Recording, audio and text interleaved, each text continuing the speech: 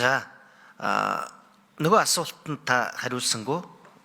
Та шударгаар хариулаарай. Эргүү үний хувьд 302,000 төгрөгөөр нэг гэр бүл танай гэр бүл амьдрч чадах уу гэдэг асуулт байгаа.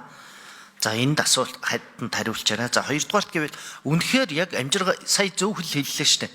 Ядаж амжиргааны доод түвшингийн хэмжээнд аваачаа гэж байгаа. За энэ бол хөгжлийн бэрхшээлтэй иргэдийн 397,000 төгрөгийг амжиргааны доод түвшинд аваачаа. Гол нь тэр хөдөлмөр эрхэлж байгаа. Хөгжлийн бэрхшээлтэй хүнийг асарч байгаа хүн бол 24 цагийн турш тасралтгүй хүнд хөдөлмөр эрхэлж байгаа. Энэ хүмүүсийг одоо хөдөлмөрийн хөлсний доод хэмжээний доод түвшинд аваачаад өгөөч. За ийм саналтай байгаа. Хэрвээ үнэхээр засгийн газар одоо яам энэ саналаа оруулаад ирвэл бүр 100% дэмжиж явна, 100% түүчээлээд явна, 100% энэ дээр санаачлагтай ажиллана шүү. Тэгэхээр та сая бас таны амнаас маш гоё мэдээ сонслоо. Энийг олон хүн сонсож байгаа. За хариулт 4 номер. Тийм баясгалан гишүүний хэлж байгаа зүйл нь бас бодтой л доо.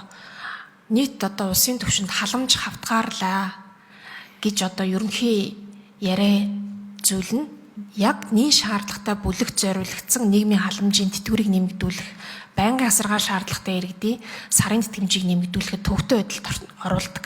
Бид саналаа боловсруулдаг. За энэ бол олон нийтийн дэмжлэг жишээлбэл авдаггүй. Тухайлбал төсвийн саналын хэлэлцүүлгээр хамгийн багасах ёстой зүйл маань нийгмийн халамж гэж олон нийтийн зүгээс дүгнэлт гарч ирсэн.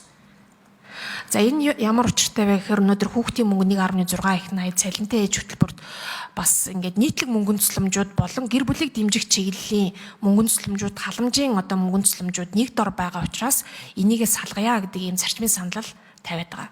За нөгөөтэйгүр нийгмийн халамж бас олон жижиг хэмжээтэйг хуваагдмал болгоод байгаа. Нийгмийн халамжийн тэтгэвэр 395,000-ыг авна. Үүн дээр нэмээд байнгын асаргааны тэтгэмжээ.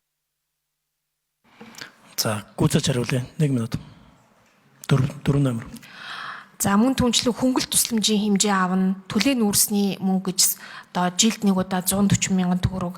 За зарим тохиолдолд хараагүй иргэдэд зориулсан жилийн 20,000 төгрөг гэх мэт нийгмийн халамжийн тэтгэвэр тэтгэмж маань олон жижиг хуваагдмал энэ байгаанд бас их төвөгтэй байдалд оруулаад байгаа.